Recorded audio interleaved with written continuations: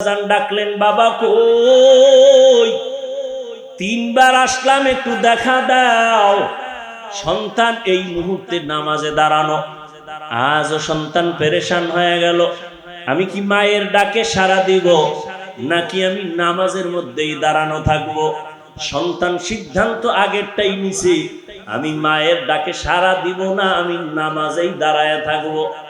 অথচ নবীজির সুন্নত, নবীজির আদেশ, নফল নামাজে যদি থাকো, মা ডাক দিছে, পেরেশান হয়ে ডাকে সাড়া দাও, নামাজ ছেড়ে দাও। যেখানে আদব নাই সেখানেই ভেজাল, যেখানে বিনয় নাই সেখানেই ভেজাল। এবার মা তৃতীয়বার অন্তরে কষ্ট পাইয়া বিদায় নেয়, কিন্তু এই যে দুইবার আসছিল মা কিছুই বলে নাই, জবান বন্ধ করে বাসায় গেছে। আজকে তৃতীয়বার বিদায় বেলা একটু কথা বের হয়ে গেছে। আম্মা জান ডাক দিয়া কয়, ও আসমানের মালিক, যেই সন্তান আমার মনের দাবিটা পূরণ করলো না, আমার মনের দুঃখ বুঝলো না, আমি তোমার কাছে একটা আবদার করি, ওরে জেনাকারিনী মহিলার চেহারা না দেখাইয়া মরণ দিবা না। মজলিস উলামায়ে আহলে হকের মজলিস, গুনাহ মাফের মজলিস, তওবা কবুলের মজলিসে আমাদেরকে আল্লাহ কবুল করেছেন। নিয়ামতের শুকর আদায় করতে করি আলহামদুলিল্লাহ। দরুদ ও সালাম সৈয়দুল মুরসালিন, রাহমাতুল লিল আলামিন, শফিউল মুজনিবিন, খাতামুন নবিয়্যিন, সৈয়দুস সাকালাইন, ইমামুল মুরসালিন, শফিয়ে আযম, রাসূল আকরাম, রহমতে আলম, নবিয়ুল আরব আল আজম, হাবিবে কিবরিয়া, আশরাফুল আম্বিয়া, সৈয়দুল আম্বিয়া, শফিয়ে মাহশর, সাকিয়ে কৌথর, আকায়ে নামদার, মদিনা কা তাজদার, आफताब नबूवत, फ़ख्र मौजूदात, सैयदुल मखलूक़ात, हज़रत मुहम्मदुर रसूलुल्लाह सल्लल्लाहु अलैहि व आलिहि वसल्लमेর উপর সর্বোপরি শুকর যাদের অক্লান্ত পরিশ্রমের মাধ্যমে আজ সুন্দর আয়োজন, সময় পরামর্শ অর্থ দিয়ে দোয়া করে উপস্থিত হয়ে মাইক প্যান্ডেলের ব্যবস্থাপনার মাধ্যমে সহযোগিতা যারা করেছেন, আল্লাহ পাক প্রত্যেককেই এই খিদমতের বরকতে দুনিয়াতে শান্তি, পরকালে মুক্তির ব্যবস্থা করে দিন। হযরত উলামায়ে কেরাম অত্যন্ত গুরুত্বপূর্ণ কোরআন সুন্নাহ ভিত্তিক দিক নির্দেশনামূলক আলোচনা রেখেছেন। ইনশাআল্লাহ আরো দীর্ঘ সময় হযরত উলামায়ে কেরামদের আলোচনা চলবে। শেষ পর্যন্ত আল্লাহ পাক এই জলসায় সম্মেলনকে কামিয়াবির সাথে কবুল করেন। দেশের শীর্ষস্থানীয় হযরত উলামায়ে কেরাম, যাদের একটা কথা গোটা জাতির জন্য একটা পাথেয়, তারা এই স্টেজে বয়ান করবেন। উম্মুল মাদারিস হাটহাজারী মাদ্রাসার স্বনামধন্য শেখুল হাদিস এবং প্রিন্সিপাল সহ প্রধান মুফতি সাহেব হুজুর সহ অনেক উলামায়ে কেরাম, আল্লাহ পাক উলামায়ে কেরামদের কথাগুলো উম্মাহকে সহি তরিকায় আমল করার তৌফিক দান করেন। উলামায়ে কেরামের ইজ্জতকে আল্লাহ পাক বেশি বেশি বাড়ায়া দেন। আমার দেশে যারা উলামায়ে কেরামদের ইজ্জতকে নষ্ট করার জন্য উম্মতের মাঝে প্রপাগান্ডা ছড়ায়, আল্লাহ তাদেরকে হেদায়েত দান করেন। আমি আপনাদের দোয়া নেওয়ার জন্য হাজির হয়েছি এবং সংক্ষিপ্ত কিছু কথা বলার নিয়তে কোরআনে হাকীমের সূরা আনকাবুতের সর্বশেষ আয়াতে কারীমা তিলাওয়াত করেছি। রাসূলের হাদিস থেকে একটি হাদিসের অংশ পড়েছি। আয়াত ও হাদিসের আলোকে ইখলাস ও রুহানিয়াতের সমন্বয় কিছু কথা আমাকে বলার মতো, আপনাদেরকে শুনবার মতো আল্লাহ পাক তৌফিক দান করেন। ওয়াল্লাযীনা জাহাদু ফীনা লানাহদিয়ান্নাহুম সুবুলানা। আল্লাহ পাক বলেন, যারা আল্লাহকে পাওয়ার জন্য বা তার সন্তুষ্টি অর্জনের জন্য প্রাণপণে চেষ্টা করে, আল্লাহ বলেন আমি তাদের জন্য অনেক রাস্তা খুলে দেই। ওয়া ইন্নাল্লাহা লামাআল মুহসিনিন, এবং আল্লাহ মুহসিন যারা এদের সাথেই থাকেন। নবীজি হাদিসে পাকের মধ্যে বলেন, মান তাওয়াজা লিল্লাহ রাফাআহুল্লাহ, যে ব্যক্তি আল্লাহর সন্তুষ্টির জন্যই বিনয়ী হয়ে চলে, নিজেকে ছোট মনে করে, আল্লাহ তার মর্যাদা উঁচু বানায় দেন। দুনিয়াতে আল্লাহ পাক মানুষ সৃষ্টি করেছেন, সৃষ্টিগত ভাবেই মানুষকে সর্বোচ্চ সম্মান দিয়েই আল্লাহ পাক সৃষ্টি করেছেন। মানুষ এত দামি, এত শ্রেষ্ঠ, যার তুলনা কোনো প্রাণী নাই।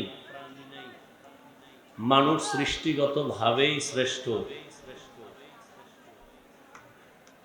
এই মানুষগুলোর যেন শ্রেষ্ঠত্ব নষ্ট হয়ে না যায়, শ্রেষ্ঠত্ব ধরে রাখতে পারে, এজন্য প্রথম কাজ হলো নিজেকে দুর্বল মনে করা, ছোট মনে করা, বিনয়ী মনে করা। তাহলে তার এই শ্রেষ্ঠত্ব ধরে রাখা সম্ভব। আগুন যেমন লাকড়ি ধ্বংস করে দেয়, ঠিক মানুষের বিনয়ের বিপরীত যেটা আসে অহংকার, কিবির, মানুষের জিন্দেগি, আমল, আখলাককে বরবাদ করে দেয়। আর মানুষের মধ্যে বরত্ব ভাব, এটা একটা ফিতরতি বিষয়। আমি বড়, আমারটা বড়, এটা ফিতরতি এক হালাত। এটাকে কন্ট্রোল করার জন্য একা একা সম্ভব না, নিজে পারা যায় না। কন্ট্রোল পাওয়ার যাদের আছে তাদের সাথে সম্পর্ক রাখতে হয়। এজন্য নবী নিজেই বলতেছেন, আদাবানি রব্বি ফা আহসানা তাদিবি, আল্লাহ আমাকে আদব শিক্ষা দিয়েছেন। আমি মায়ের গর্ভ থেকে আদবওয়ালা হয়ে আসি নাই। আদব এটা শিখার জিনিস, শিখতে হয়। আমরা কি মনে করি আদব, বিনয়ী মানে কি কোনো একজন বড় ব্যক্তির সামনে নত জানু হয়ে বসা, নামাজের সূরাতে বসা, বিষয়টা এমন না। শুধু বসা কেন, প্রত্যেকটা ক্ষেত্রেই মানুষের বিনয়ী হওয়া, কথার ক্ষেত্রে, বলার ক্ষেত্রে, চলার ক্ষেত্রে, প্রত্যেকটা ক্ষেত্রেই বিনয়ী হয়ে চলা, এর নাম আদব। আর যে আদব রক্ষা করে চলবে, আল্লাহ তার দিন আর দিন মর্যাদা, সম্মান দুনিয়াতেই বাড়ায় দিবেন। আল্লাহ আমাদেরকে আদবওয়ালা বিনয়ী জিন্দেগি দান করেন। কথার মধ্যে আদব, আদবের ভিন্ন আর এক নাম সুন্নতে রসুল। আমি কেমনে কথা বলবো, এখানেও নবীজি আদব শিখাই দিয়েছেন, এটাই সুন্নত। আসসালাম কবলাল কালাম, কথা বলার মধ্যে সালাম আগে দাও। আমরা মোবাইলটা কানে নিয়ে হ্যালো বলি, সালাম পরে দেই, অথবা কেউ দেই না। তা আদব কি, সুন্নত কি? হ্যালো বলার আগে সালাম আলাইকুম আগে। যতক্ষণ সে হ্যালো বলবে আমি ততক্ষণ সালাম দিব। আজ একদিন যদি এই সুন্নতের আমল করি, তাহলে যে আমার থেকে কথা শিখলো সে সুন্নতটা আমল করার জন্য উদ্গ্রীব হয়ে যাবে। আয়াত যে পড়েছি, আল্লাহ পাক রব্বুল আলামিন তার পরিচয় বা মারিফত তুলে ধরেছেন এখানে। আল্লাহ বলেন, যারা চেষ্টা করে আমাকে পাওয়ার জন্য, ওয়াল্লাযীনা জাহাদু ফীনা আই ফী তালাবি মারদাতিনা, যে আমার সন্তুষ্টি অর্জনের চেষ্টা করে, লানাহদিয়ান্নাহুম সুবুলানা আই লানুবাসসিরান্নাহুম তুরুকানা, আমি আমার কুদরতি সাহায্যের মাধ্যমে আমার রাস্তা তার সামনে খুলে দিব। তো একটা রাস্তা না, অনেক সাবিল এক বচন, তার বহু বচন সুবুল। সাবিল এক রাস্তা, সুবুল মানে অনেক রাস্তা। রাহমাতুল্লিল আলামিন একদিন সাহাবায়ে কেরামদের সামনে মাটির মধ্যে একটা সোজা রেখা টানলেন। সোজা রেখার ডানে বামে আর আঁকা বাঁকা কয়েকটা রেখা টানলেন। নবীজি সাহাবায়ে কেরামদেরকে বললেন, এই যে সোজা রেখা টানলাম, এটাই হলো সিরাতাল মুস্তাকিম, জান্নাতে যাওয়ার সঠিক পথ, সহজ পথ, সোজা পথ। আঁকা বাঁকা পথগুলো ভ্রান্ত পথ। তো এখান থেকে আমরা প্রতিদিন নামাজের প্রত্যেক রাকাতেই তো এই সবক আদায় করি, ইহদিনাস সিরাতাল মুস্তাকিম সিরাতাল্লাযীনা আন'আমতা আলাইহিম। এমন কোন নামাজ নাই, রাকাত নাই যেখানে এই সবক আমরা পড়ি না। আল্লাহ আমাদেরকে জান্নাতে পৌঁছার সঠিক এবং সহজ সোজা পথ দেখান, যে পথে আমরা সহজে এবং ভেজাল মুক্ত সঠিকভাবে সোজা পথে জান্নাতে যেতে পারি। তাহলে জান্নাতের পথ নবী দেখাইলেন একটা, সহজ, সোজা, সরল।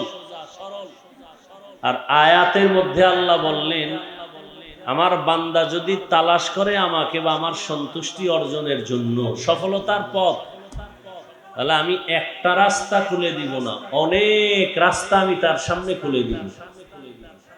নবী বললেন জান্নাতে পৌঁছার রাস্তা একটা, সিরাতাল মুস্তাকিম। আল্লাহ বলেন সঠিক পথ আমাকে পাওয়ার জন্য অনেক, সেটা 100 না, 1000 না, কত হতে পারে আল্লাহু আলাম, আল্লাহ ভালো জানেন। তাহলে নবী বললেন সঠিক পথ একটা, আল্লাহ বললেন সুবুলানা, অনেক পথ।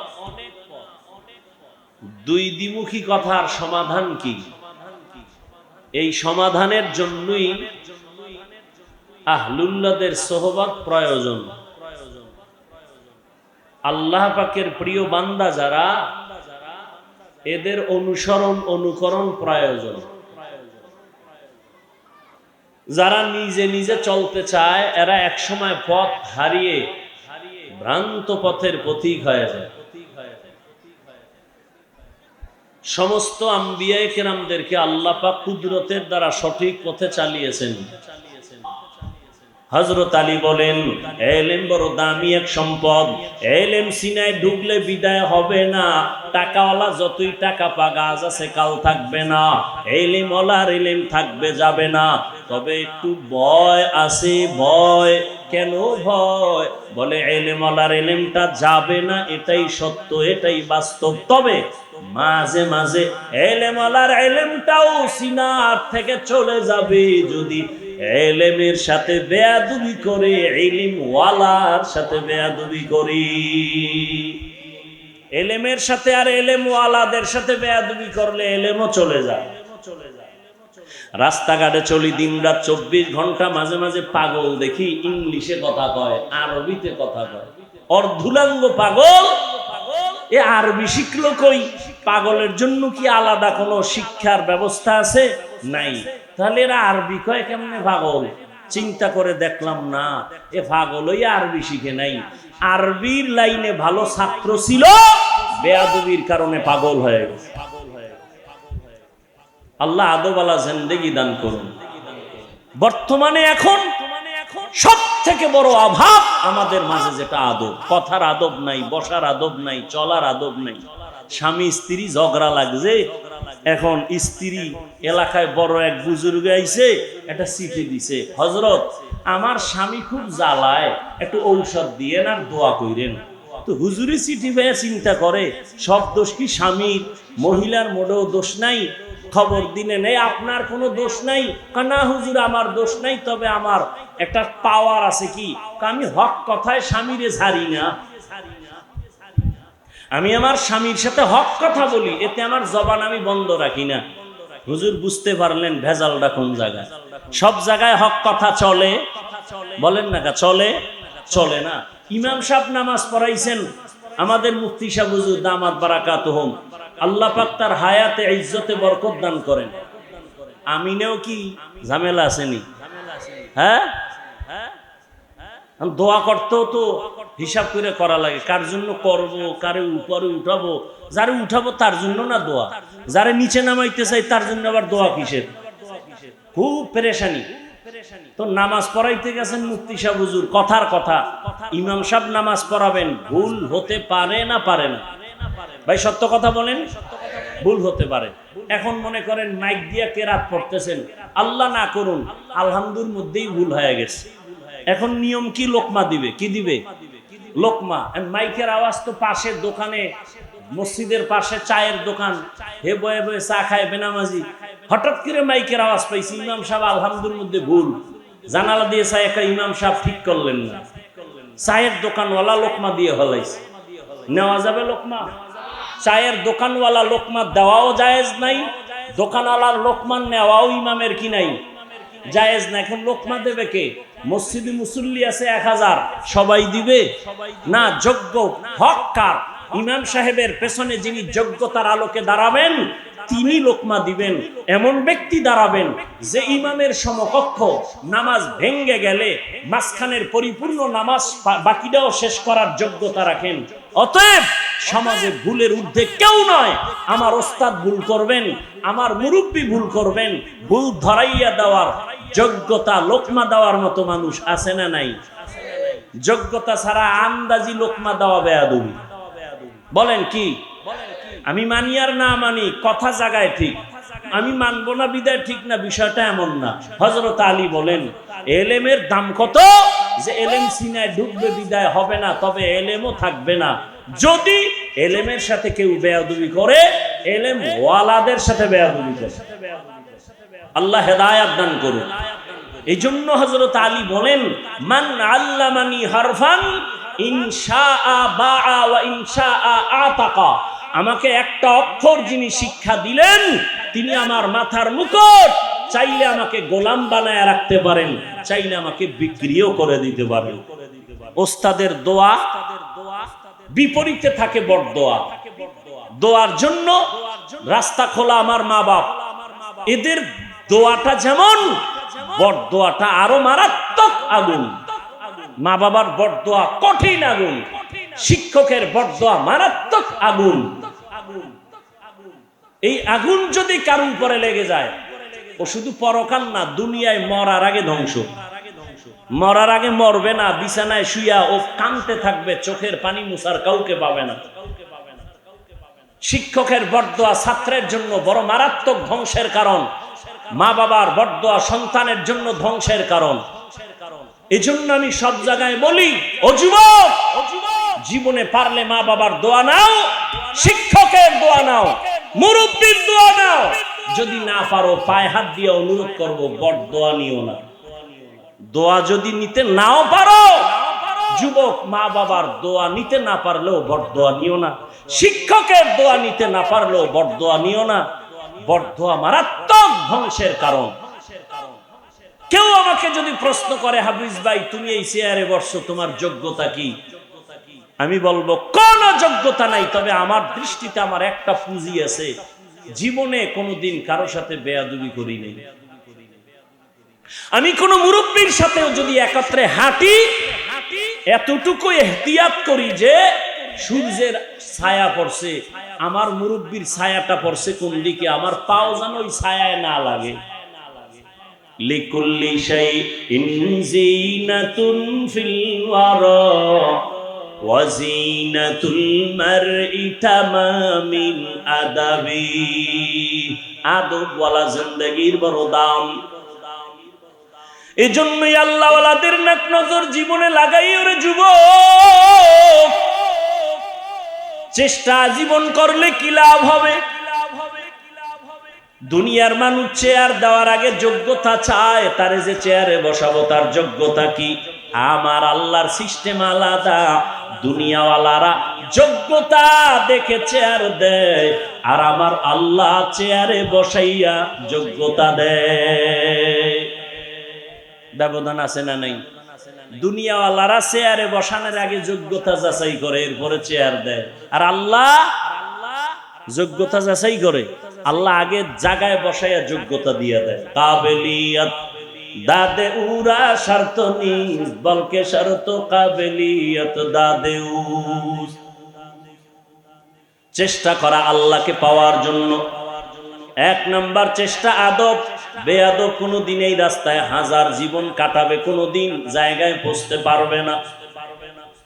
দুই নাম্বার গুণ হলো ধৈর্য।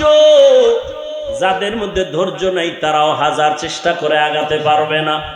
ধৈর্য বড় দামি একটা সম্পদ। আল্লাহ বলেন আমি প্রত্যেকটা মুমিনকে আমি পরীক্ষা করব ধৈর্যের মাধ্যমে। আল্লাহ বলেন ওয়ালা নাবলুওয়ান্নাকুম বিশাইইম মিনাল খাউফি ওয়াল জুই ওয়া নাকসিম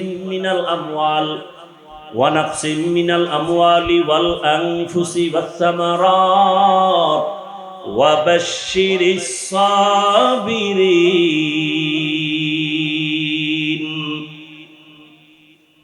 বড় কঠিন জিনিস ধৈর্য, বড় এক দামি সম্পদ। সময় কম, আমার বহুদূর যেতে হবে এবং অনেক ওলামায়ে কেরাম লাগাতার বয়ান করবেন। সংক্ষেপে আমি একটু কথা, অনেক ওলামায়ে কেরাম এখানে অনেক তোলাবায়ে জামরা আছেন, জানেন আল্লাহর এক বান্দা যুবক, বুড়া না যুবক, এই যুবকেরা শুনো, ইবাদত করতে করতে আল্লাহর এতটা প্রিয় হয়ে গেল যে এখন মসজিদে এলাকায় থাকতে চায় না, কারণ ইবাদত করলে করা যায় কিন্তু দুনিয়ার রং দেখা যায়। এমন এক জায়গায় শুধু ইবাদতই করব, দুনিয়া বলতে কিচ্ছু নাই। আল্লাহর ইবাদতে এত মজা পাইছে, কোথায় যাই খুঁজা টুজা, পার্শ্বে পাহাড় আছে, পাহাড়ে চলে গেছে। ঘরে বৃদ্ধা মা আর কেউ নাই। ওই যুবক ছেলেটা ইবাদতের জন্য চলে গেছে পাহাড়ে।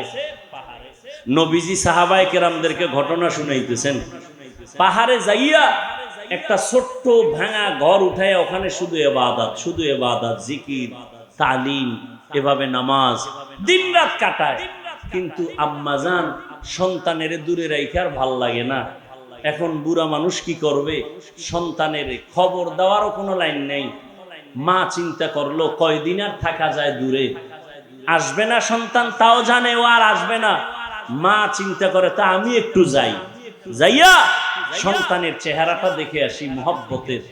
তো মা একদিন হেঁটে হেঁটে ঠিক 10টা বাজে, সূর্য যখন টোটাল তাপ দিতেছে উপরে, ওই সময় গেছে। ছেলে তো পাহাড়ের উপরে ইবাদত খানায় ইবাদতে ব্যস্ত, মা পাহাড়ের নিচে। বৃদ্ধা উঠবে কিভাবে? তো পাহাড়ের নিচে বৈশা সাহাবায়ে কেরামদেরকে নবী ওইভাবে ইশারা দিয়ে বলেন, সূর্য চোখে লাগলে তো উপরে তাকানো যায় না, হাত দিয়ে এভাবে পর্দা দেয় না। নবী এভাবে দিয়ে দেখাইতেছেন, হাত এভাবে মহিলা রাইখা এইভাবে উঁচা করে ডাকছে সন্তানকে, আসো, আমি তোমার মা পাহাড়ের পাদদেশে আছি, একটু দেখা দিয়া যাও। সন্তান আওয়াজ পাইছে, কিন্তু এমন সময় মা ডাকছে, সন্তান নামাজে দাঁড়ানো। এখন সন্তান চিন্তায় পড়ে গেল, আমি কি আল্লাহর মোহাব্বতে নামাজ ধরে রাখবো না মায়ের ডাকে সাড়া দিব? সন্তান চিন্তা করে সিদ্ধান্ত নিল, না, আল্লাহর ইবাদত ধরছি তো ছাড়বো না, মায়ের ডাকে সাড়া দিব না। ওদিকে রোদের তাপ, মা দীর্ঘ টাইম কষ্ট পাইয়া আবার চলে গেলেন বাসায় গিয়া আবার অন্তরের মধ্যে পেরেশানি। সন্তানের না দেখলে কলিজা ঠান্ডা হয় না। এটা আমরা সন্তানরা বুঝি না, কিন্তু মায়ের ব্যথা বড় কঠিন, মা ছাড়া কেউ বুঝে না। মা আবার সিদ্ধান্ত নিল, আমি আর একদিন যাই, আমার সন্তানকে একটু এক নজর দেখে আসি। আবার ঠিক ওই টাইমে রোদের তাপ, মা চলে গেলেন হেঁটে হেঁটে পাহাড়ের পাদদেশে গিয়া ডাক দিলেন, সন্তান আমি তোর মা, এক নজর আমার একটু দেখা দাও, আমি এরপরে বাড়ি যাব। সন্তান আজও নামাজে দাঁড়ানো, কোনো আওয়াজ দেয় না। মায়ের কলিজার মধ্যে যে কি আগুন, আমাকে বড় বানাইতে কত কষ্ট, ওই মাকে যদি চামড়া খুলে জুতা বানায় দেয়, এই মায়ের ঋণ আদায় করা যাবে না। সন্তান নামাজে দাঁড়ানো আছে, চিন্তায় পড়ে গেল, আমি এখন কি আল্লাহর মোহাব্বতে নামাজ ধরে রাখবো নাকি মায়ের ডাকে সাড়া দিব? আজও সন্তান সিদ্ধান্ত নিল, আমি মায়ের ডাকে সাড়া দিব না। নামাজ ছাড়ে নাই। মা দীর্ঘ টাইম রোদের তাপে কষ্ট পাইয়া এবার আবার বাড়ি গেলেন। বাড়ি যাইয়া কিন্তু মনটা মানে না, সন্তানের কেমনে এক নজর দেখবো, আমার কলিজা মানাইতে পারি না, আমি বিদেশে থাকি। ও সন্তান, জানো না তোমার মা তোমাকে দূরে রাইখা সবাই রে খানা দেয়, মা ঘরের মধ্যে মেহমান রে গোশত খাওয়ায়, মা গোশত মুখে দেয় না, সন্তানের অন্তরে ব্যথা। মা চিন্তা করলেন কি করি, এবার শেষবারের মতো আমি একটা নজর দেখব। মা এবার চেষ্টা শেষ, তৃতীয়বার আজান ডাকলেন, বাবা কই? তিনবার আসলাম, একটু দেখা দাও। সন্তান এই মুহূর্তে নামাজে দাঁড়ানো। আজও সন্তান পেরেশান হয়ে গেল, আমি কি মায়ের ডাকে সাড়া দিব নাকি আমি নামাজের মধ্যেই দাঁড়ানো থাকব? সন্তান সিদ্ধান্ত আগেরটাই নিছে, আমি মায়ের ডাকে সাড়া দিব না, আমি নামাজেই দাঁড়ায় থাকব। অথচ নবীজির সুন্নত, নবীজির আদেশ, নফল নামাজে যদি থাকো, মা ডাক দিছে, পেরেশান হয়ে ডাকে সাড়া দাও, নামাজ ছেড়ে দাও। যেখানে আদব নাই সেখানেই ভেজাল, যেখানে বিনয় নাই সেখানেই ভেজাল। এবার মা তৃতীয়বার অন্তরে কষ্ট পাইয়া বিদায় নেয়, কিন্তু এই যে দুইবার আসছিল মা কিছুই বলে নাই, জবান বন্ধ করে বাসায় গেছে। আজকে তৃতীয়বার বিদায় বেলা একটু কথা বের হয়ে গেছে। আম্মা জান ডাক দিয়া কয়, ও আসমানের মালিক, যেই সন্তান আমার মনের দাবিটা পূরণ করলো না, আমার মনের দুঃখ বুঝলো না, আমি তোমার কাছে একটা আবদার করি, ওরে জেনাকারিনী মহিলার চেহারা না দেখাইয়া মরণ দিবা না। যদি মা কইয়া ফেলাই, তোরে জেনা না করাইয়া মরণ দিও না। জেনাকারীর চেহারা দেখা এটা তো কিছুই না। একজনে কাহুজুর এটা একটা কোনো গুনাহ হইল, তো ডেইলি সারা রাত মোবাইলের মোরাকাবায় থাকিয়ে নিয়া, কিন্তু ওই মায়ের কাছে এটা কত বড় মারাত্মক অপরাধ। জিনাকারিনীর চেহারা দেখা মারাত্মক অপরাধ। মায়ের ডাক কবুল হয়ে গেছে। কিছুদিন পরে ওই এলাকায় খুব আওয়াজ, মানুষ বলা বলি করতেছে, এই এলাকায় বিশাল এক ইবাদত গুজার বান্দা আছে, আমাদের বড় মুরব্বী, বড় যুবক, সুদর্শন সুপুরুষ, পাহাড়ে ইবাদত করে, প্রশংসায় পঞ্চমুখ। ওই এলাকায় ছিল এক সুন্দরী রমণী, গুনাহগার। সে বলে, তোমার এত প্রশংসা তার কহা? গুনাহ করে না? কয় গুনাহ ভুলেও করে না। বলে, আমি চ্যালেঞ্জ দিলাম তাকে, আমি গুনার দিকে নিয়ে যাব। বলে, কেউ পারবে না। বলে, যাও। মহিলা চ্যালেঞ্জ দিয়া এইবার মায়ের বরদোয়া এবার কবুলিয়তের দরজায় যাইতেছে। ওই নারী গুনাহগার চলে গেল পাহাড়ে, গিয়া দেখে যুবক নামাজে দাঁড়ানো। মহিলা সামনে গিয়া দাঁড়াইছে। ছেলেটার নামাজ নষ্ট করার জন্য যত অপকৌশল প্রয়োজন তা করেছে, কিন্তু নামাজের নজর তার দিকে নিতে পারে নাই। যুবক নামাজে তো দাঁড়ানো, আল্লাহর মোহাব্বতে মশগুল। ওই জাহান্নামী নারী যত অপকৌশল করলো, নামাজি যুবকের চেহারা তার দিকে এক বিন্দু নিতে পারলো না। মহিলা ব্যর্থ হয়ে ফিরে আসলো।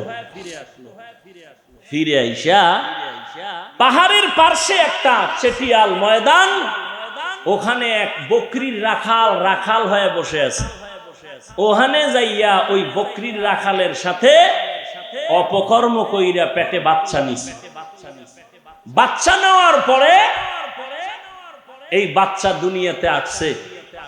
এইবার এই মহিলা বাচ্চা কোলে নিয়ে এলাকায় ঘুরে আর কয়, তোমরা যারা এত গুণগান গাইলা, প্রশংসা করলা, এত পবিত্র, সে তো আমার সাথে জিনা করছে ওই পাহাড়ের যুবক, এই যে তার জিনাকারীর বাচ্চা।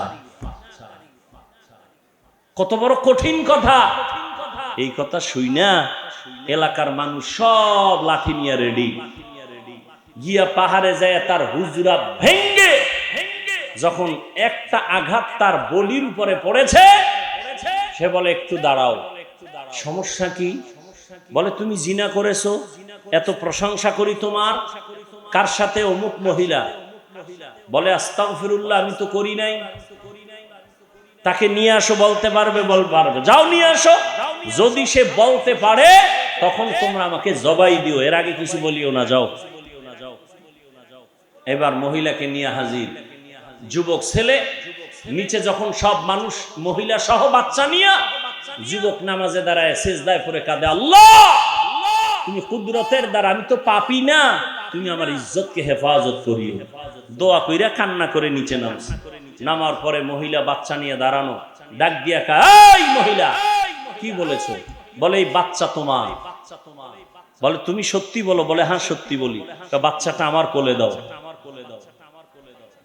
বাচ্চাটা কোলের মধ্যে নিয়ে যুবক ইবাদত করনেওয়ালা বলে, এই বাচ্চা তুই বল তোর বাবাকে। সাথে সাথে দুধের বাচ্চার জবান খুলে গেল। বাচ্চা ডেকে বলে, ওই রাখাল আমার বাবা। কোন রাখাল? পাহাড়ের পার্শ্বের রাখাল আমার বাবা। আল্লাহ ওরে পবিত্র বানায় দিলেন, দোয়া কবুল। মায়েরটাও কবুল হইছে নি? কথা কয় না। কি ছিল? জেনাকারিনীর চেহারা দেখছেনি?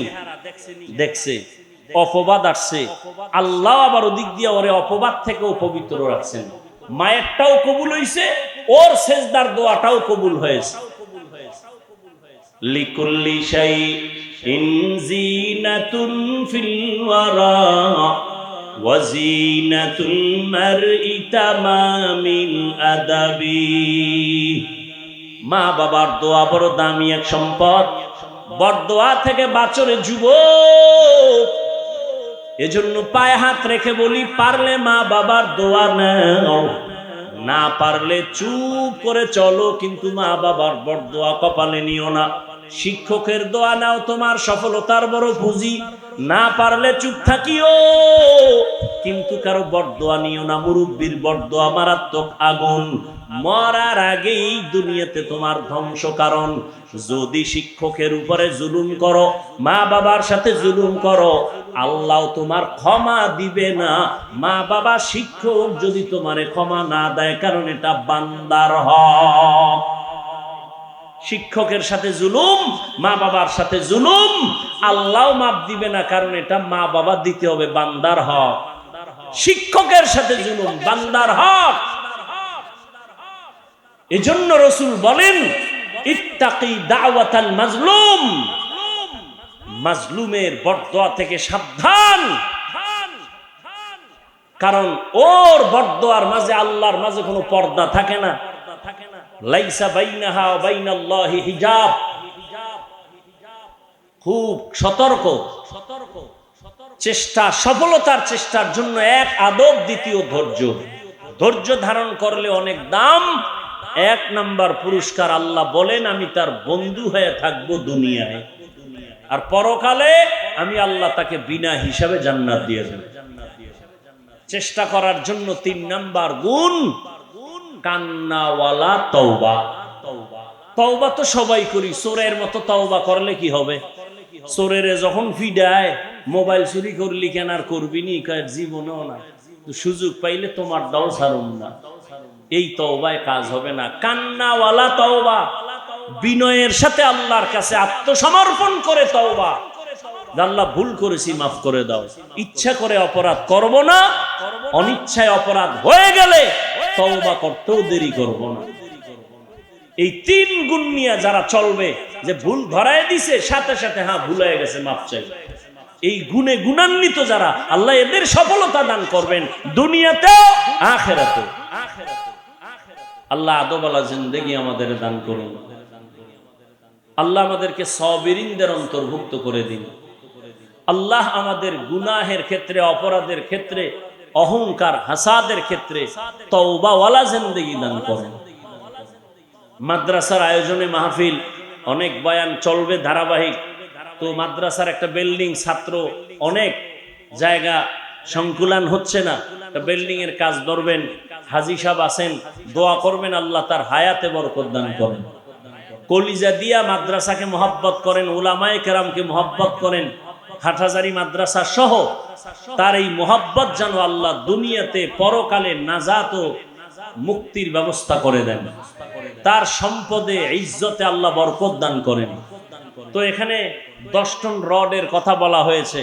আল্লাহর হস্তে কোন আল্লাহর বান্দা আছেন কি যে আমি মা বাবার সওয়াবের আশায়, আল্লাহর সন্তুষ্টির জন্য আমি 1 টন রড এই মাদ্রাসায় দিব, 5 টন রড দিব, 10 টন রড হয়ে যাবে। 10টা লোক যদি আলাদা আলাদা বলে তাও হয়ে যাবে। তবে না দেওয়ার নিয়তে কোনোদিন কোথাও মিথ্যা ওয়াদা করে গুনাহগার হবেন না, খবরদার। কোন আল্লাহর বান্দা আছেন কি যে কোরআনের খেদমতের জন্য, দ্বীনের খেদমতের জন্য আমি 1 টন রড মাদ্রাসার খেদমতে দিব ইনশাআল্লাহ? কোন আল্লাহর বান্দা, বা যদি রডের টাকা দিতে পারেন, পুরাটা না পারেন অর্ধেক দিতে পারেন, সাধ্য